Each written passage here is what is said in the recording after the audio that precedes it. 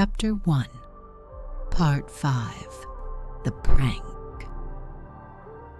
Mark sat on the cold ground, clutching the empty champagne bottle. His thoughts were in complete disarray. He tried to piece them together, but everything slipped through his mind like sand through his fingers. Who am I? A question suddenly surfaced in his head. He looked at Sania, at her sweet smile, and couldn't understand who he himself was. Her eerie image, her smile, it was all he could remember, and it shattered his perception of reality. He was waiting for an answer. He wanted to hear it because he didn't know what was happening. Everything he had thought was real had crumbled like a house of cards.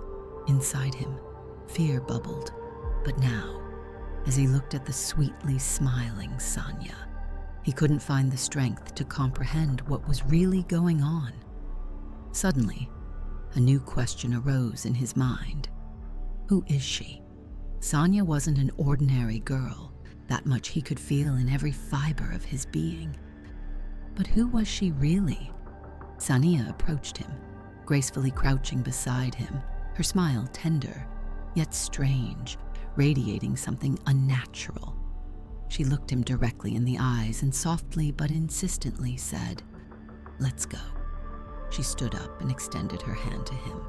Stunned, Mark reached out to her, feeling his body automatically react, despite the unease he felt inside. He got up, still clutching the empty bottle, but couldn't say a word. His lips wouldn't obey him. Sania, with a playful spring in her step, headed toward the second door. Mark followed her, still unsure of what to do, but knowing he had no other option.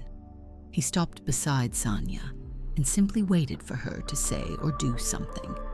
This time, Sania turned to face him. Her gaze was intense, yet her face still bore the same soft smile. She gently tucked her hair behind her ear, leaned closer to Mark, and whispered, "It's a prank. Heh heh."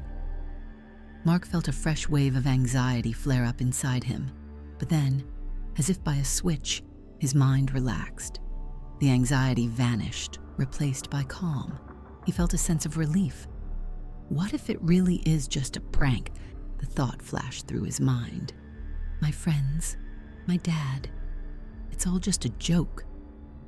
Sania softly repeated, "It's a prank." Heh heh. Feeling more confident, Mark headed toward the white door. He was now firmly convinced that this was all just a setup, eager to see how his father would surprise him. He grabbed the doorknob, ready to turn it, when Sania suddenly asked, "Do you love your father? Do you love your friends? Or do you love yourself more?" Her question caught Mark off guard. He wasn't ready for it. A flicker of anger ignited within him. He didn't understand why she was asking this. He shouted irritably, "Of course I love everyone, and myself too."